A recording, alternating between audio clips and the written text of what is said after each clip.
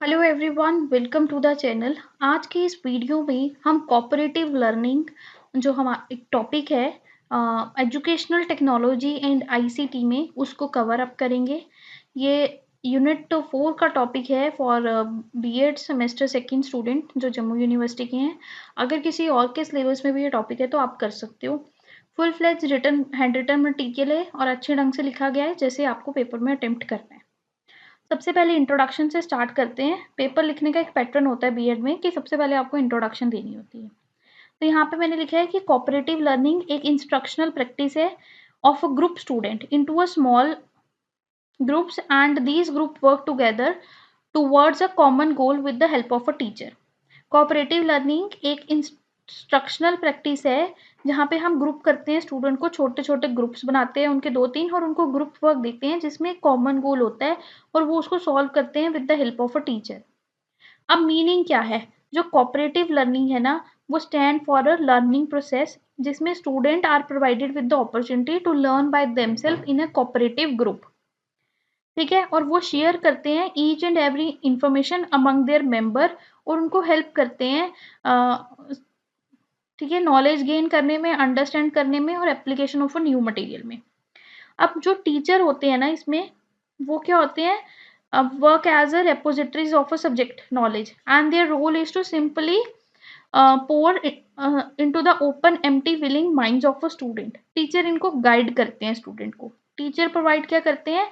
Material और उनको assign करते हैं डिफरेंट डिफरेंट रोल जो उनको ग्रुप में प्ले करने हैं। नेक्स्ट है, अब in order to create an environment in which the cooperative learning take place, इसमें 3 नेसेसरी थिंग्स होती हैं। एक फ्री से फील से स्मॉल ग्रुप और वर्क क्लियरली डिफाइंड। तो फर्स्ट क्या होना चाहिए? स्टूडेंट को सेफली फील करना है उस ग्रुप में, ठीक है, एज अ चैलेंज नहीं।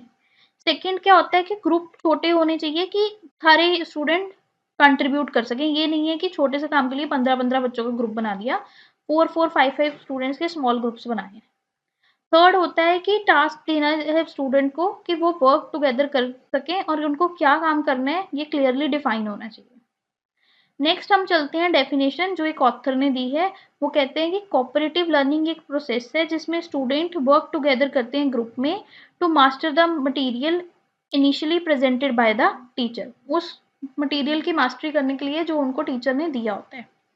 अब इसमें अब feature importance of cooperative learning ये है कि ये एक स्टूडेंट सेंट्रिक टेक्निक है। Cooperative learning student centric approach है सॉरी, और ये इक्वल अपॉर्चुनिटी प्रोवाइड करती है हर एक मेंबर को।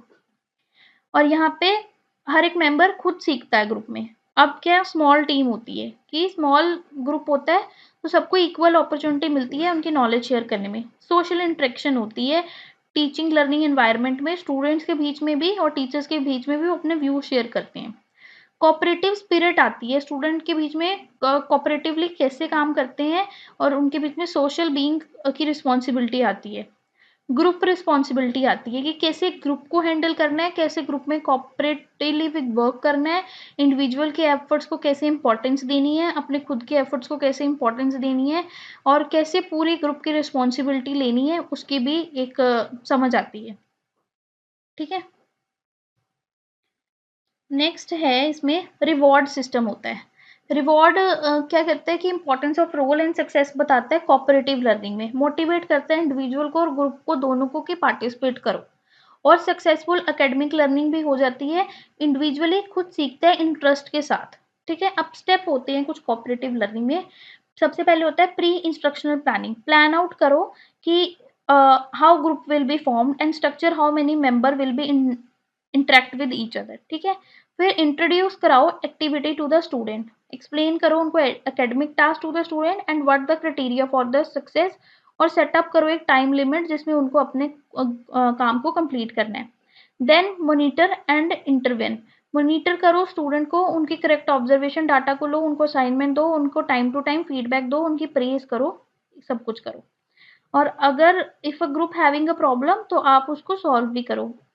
नेक्स्ट है असेसमेंट। अब ग्रुप जब ग्रुप फिनिश कर ले अपना प्रोजेक्ट वर्क तो उनको असेस किया जाए, इंडिविजुअली भी और ग्रुप के अकॉर्डिंग भी। फिर प्रोसेस करो। Group processing involve asking the group to rate their own performance and set the goal for themselves to improve their cooperative work, कि फिर उनको बोलो कि खुद को भी रेट करो और बताओ कि कैसे इंप्रूव करोगे। नेक्स्ट इसकी एडवांटेज क्या है, हाई लेवल थिंकिंग स्किल इससे इंक्रीज होती है, हायर थिंकिंग ऑर्डर बढ़ता है, क्रिटिकल थिंकिंग इंक्रीज होती है, कम्युनिकेशन स्किल इंक्रीज होती है। Individual responsibility, participation of each individual equal होती है, तो वो बेस्ट पॉसिबल वे में अपने आप को शो करते हैं। बूस्ट सेल्फ स्टीम, बच्चे की सेल्फ स्टीम को बूस्ट किया जाता है, वो लेफ्ट आउट फील नहीं करते हैं और उनको अपॉर्चुनिटी मिलती है अपने आप को बेटर वे में एक्सप्रेस करने के लिए। लर्नर सेंटर्ड है, स्टूडेंट खुद से सीखते हैं।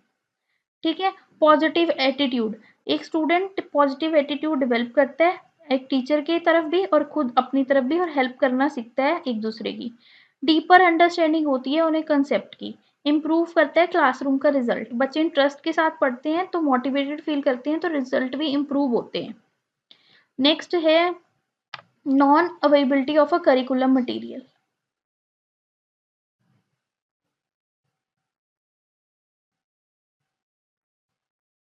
सॉरी, ये पेज ना बाय मिस्टेक आ गया,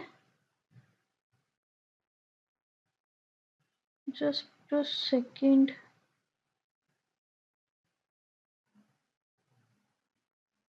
ठीक है, ये यहाँ तक था। अब हम ना डिस्कस करेंगे डिसएडवांटेजेस। तो डिसएडवांटेज ये आती है non availability of a circular material, कि करिकुलम का मटेरियल नहीं है, आप करिकुलम में कोई ऐसा टॉपिक नहीं है जिसको आप कोऑपरेटिव लर्निंग में कर सको।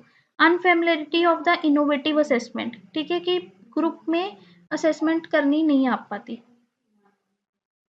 ठीक है। Linking of a lecture method,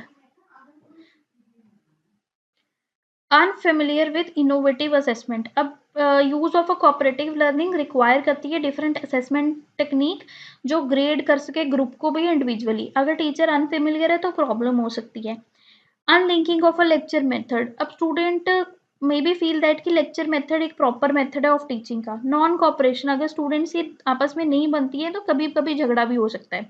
fear of hampering development, parent feel करते हैं कि कोऑपरेटिव लर्निंग से क्या होता है कि एक बच्चे की नॉलेज का बेनिफिट दूसरे को भी मिलता है, तो कई पेरेंट्स नहीं फील करते हैं कि हमारे बच्चे की नॉलेज दूसरे पे क्यों शेयर हो, या कई स्टूडेंट भी अच्छा फील नहीं करते हैं।